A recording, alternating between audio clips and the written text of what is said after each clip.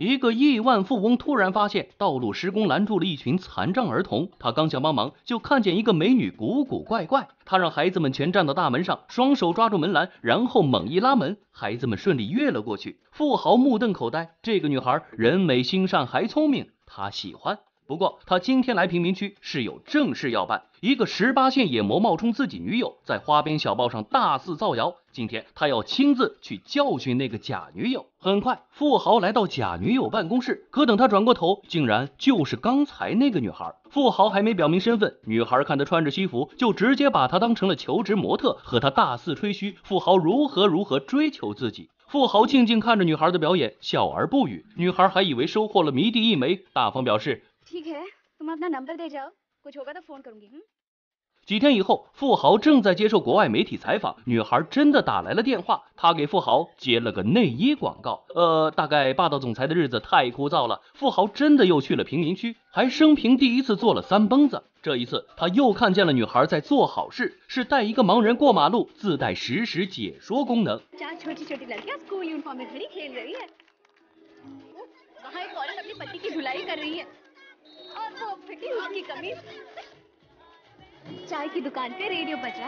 盲人永远黑暗的世界突然变得鲜活而具体，而在富豪眼中，女孩也在闪闪发光。就这样，富豪和女孩成了好朋友。他和女孩一起喝路边奶茶，印度特色那种。等到他在公司开会，一不留神就暴露了。他和女孩一起街边吃西瓜，手下路过纷纷朝着他鞠躬行礼，他一挥手把他们支走了。可这天女孩却遇到了麻烦，她不是和领导吹嘘富豪是自己男友吗？现在领导要她邀请富豪出席晚宴，女孩只好找了个服务员假装富豪，可气质嘛差得有点远。真正的富豪上门了，女孩扒掉假富豪的衣服往富豪身上一穿，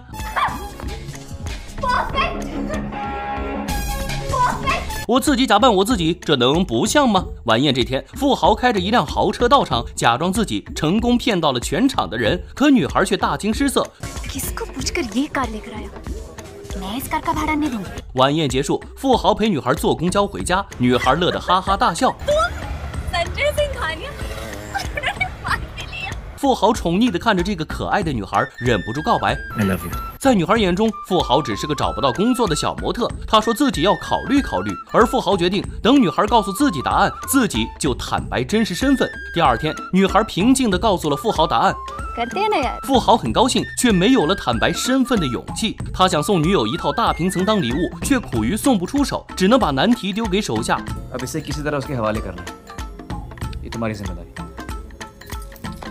这个女孩抽奖中了1套房，兴冲冲和男友显摆，5 मिनट में यहाँ पहुँच जाओ。可男友笑而不语，他的隐藏身份是1000亿富翁，房是他暗中送的。女友让他来看房，可他要去伦敦出差，只好骗女友要回乡下卖房给妈妈治病。女友蛮横命令他，富豪只好半夜赶了过去，没想到女友竟然塞给他1摞钱。原来女友把自己刚买的新车贱卖了。看着美丽又善良的女友，富豪太感动了，他决定出差回来就坦白自己的真实身份。这个甜甜的恋爱全被富豪写进了日记，而警察合上日记本，立刻追问富豪。是的，从前西装革履的亿万富豪，现在却成了变态的连环杀手。富豪被警察摇醒，像野兽一样嚎叫起来。他什么也没说，直接把警察打晕，绑了起来。他也不知道后来发生了什么，因为头部受到重击，他患上了间歇性失忆症，只有15分钟的记忆。但曾经的他还是给自己留下了线索，满屋子的纸条指令以及满身的纹身提示。女友被杀，他要复仇，每一个凶手的名字和电话都被他纹在身上。在这个警察找到他之前，他已经凭借自己留给自己的提示杀掉了2个仇人。只不过每次杀了人，他就马上失忆，茫然的离开，连杀人现场都没有清理。这对警局来说不至于挑衅。这个警察一路追踪，很快就找上了门。可日记上的故事却让警察分心被偷袭了。没多久，一个对间歇性失忆感兴趣的医学生登门拜访，门没关，他看到了被绑起来的警察。警察嘴上贴着布条，不要接下，可医学生还是接下了。他刚救下警察，男人就回来了。警察和医学生夺路而逃，男人一路追赶，没想到警察撞了车，当场死亡。而男人一眼锁定了陷入震惊的医学生，医学生逃进一家商店，男人也追了进来。就在这时，男人定的15分钟的闹铃响了，医学生做了一个大胆的决定，他直接走到男人跟前，拍了一下他的肩膀。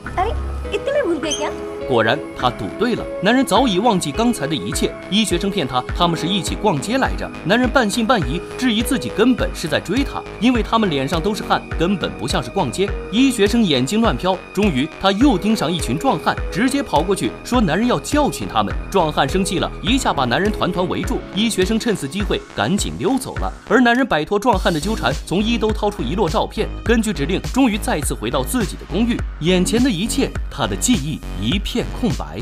这个男人一觉醒来，眼前的一切都分外陌生，连自己是谁，为什么出现在这儿都不知道。其实这里就是他家，他是在自己的床上正常入睡，因为只有15分钟记忆，他全都不记得了。幸好房间到处都贴满了小纸条，他根据指令来到洗漱间。奇怪的是，镜子上贴满了复仇。他习惯性去刷牙，却看到了一条指令：脱掉衣服。他赶紧照做，竟然看到了自己满身都是纹身，爱人被杀，谁是凶手？我要复仇，以及凶手的姓名、电话和地址。瞬间，无数痛苦的记忆袭来，男人痛苦的嚎叫：他要复仇，他要复仇。记忆只有15分钟，但屋子里全是自己留给自己的提示。他要做的就是依照指令行动，疯狂提高体能，拿上手枪，拿上照相机，拿上一摞照片出门。现在他要去找最后一个凶手，每15分钟照相机就会响一次，提示男人拍照记下发生的事情，给下一个提示。他就这样一路到了凶手的豪宅，可凶手不在，电话铃声却响了。男人接起电话，原来是那个医学生，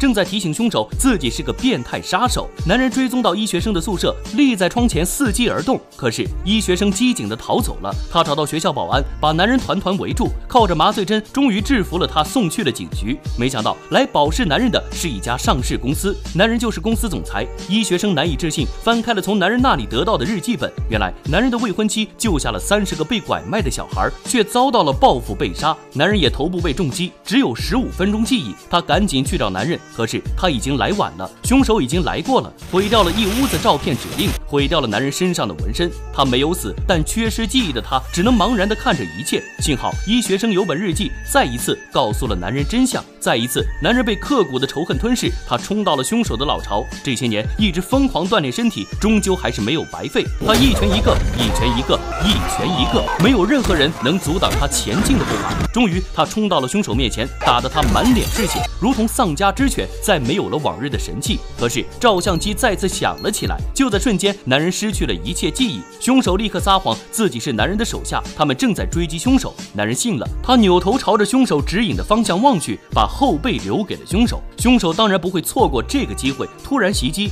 男人趴在地下动不了，眼睁睁看着凶手把医学生制服，举着铁棍就要袭击他的脑袋。这如同情景再现，多年以前，男人也是如此，眼睁睁看着未婚妻被凶手用铁棍一下下打死。悲剧就要再一次发生，但男人动了。当年他没有救下未婚妻，这一次他救下了医学生。给未婚妻复仇之后，男人也没有重新回到公司，他创办了孤儿院，整天和孩子们在一起，这总能让他短暂想起未婚妻温柔照顾孤儿的样子。尽管每15分钟他会忘记一切，但爱永远也不会消失。他常常一个人坐在长椅上，静静看着夕阳，就如同当年他坐在长椅上，静静看着神采飞扬的未婚妻。